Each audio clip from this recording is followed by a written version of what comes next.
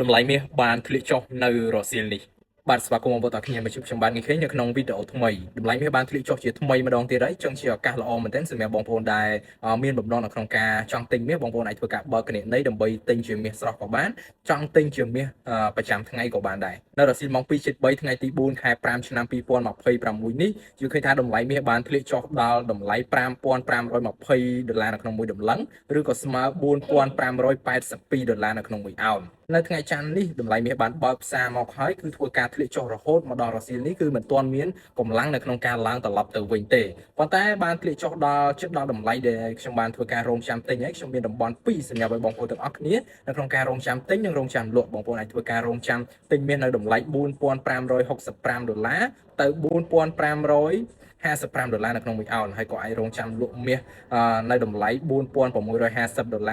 ទៅ$4,660នៅក្នុងមួយអោនផងដែរយើងឃើញថាតម្លៃមាសបានធ្លាក់ចុះនេះគឺដោយសារតែដំណោះស្រាយឬក៏ស្ថានភាពនៅឯមជ្ឈមបូព៌ាគឺមិនទាន់មានភាពធូរស្រាលតម្លៃប្រេងនៅតែបន្តនៅតម្លៃថ្លៃនៅឡើយហើយបើសិនជាមានភាពធូរស្រាលណាមួយតម្លៃប្រេងអាចធ្វើការធ្លាក់ចុះ